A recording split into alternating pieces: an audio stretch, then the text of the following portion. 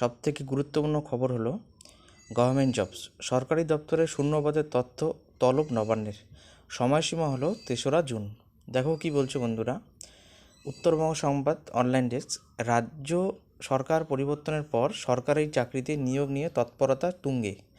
মুখ্যমন্ত্রী শুভেন্দু অধিকারীর নিয়োগের প্রতিশ্রুতি পূরণের লক্ষ্যে এবার বড় পদক্ষেপ নিল রাজ্য সরকার।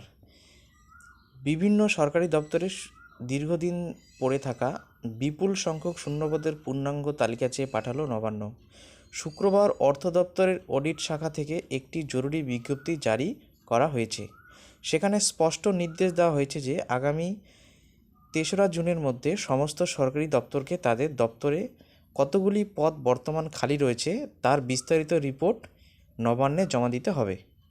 রাজ্যের অতিরিক্ত মুখ্য সচিব, প্রধান সচিব এবং সচিব পদমর্যাদার আধিকারিকদের কাছে এই নির্দেশ পাঠানো হয়েছে। নির্দেশিকায় জানানো হয়েছে, নিয়োগের প্রক্রিয়াকে স্বচ্ছ ও দ্রুত করার লক্ষ্যে শূন্যপদের পরিস্থিতির পর্যালোচনা করা অত্যন্ত জরুরি। তথ্য সংগ্রহের ক্ষেত্রে দপ্তরগুলিকে 3টি স্তরে কাজ করতে বলা হয়েছে: সংশ্লিষ্ট মূল দপ্তর, ডিরেক্টরেট অফিস এবং আঞ্চলিক বা ফিল্ড অফিস।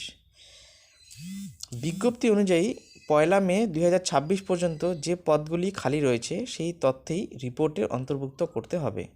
প্রতিটি দপ্তরকে তাদের নিজস্ব তথ্য যাচাই করে একটি সংকলিত ও একত্রিত রিপোর্ট নবান্নে জমা দিতে হবে।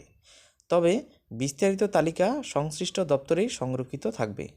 মুখ্যমন্ত্রী হিসেবে দায়িত্ব নেওয়ার পরে শুভেন্দু অধিকারী সরকারি চাকরিতে স্বচ্ছ ও দ্রুত নিয়োগের আশ্বাস দিয়েছিলেন।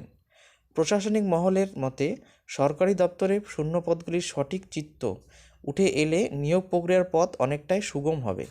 বর্তমান সরকারের এই উদ্যোগ রাজ্যের লক্ষ লক্ষ চাকরিপ্রার্থীর কাছে একটি ইতিবাচক বার্তা হিসাবে দেখা দিচ্ছে। তো তোমরা সবাই রেডি তো বন্ধু? তো এরকম গুরুত্বপূর্ণ আপডেট এবং সুন্দর সুন্দর জিকে পেতে অবশ্যই এই চ্যানেলটি লাইক এবং সাবস্ক্রাইব করো। ধন্যবাদ বন্ধুরা।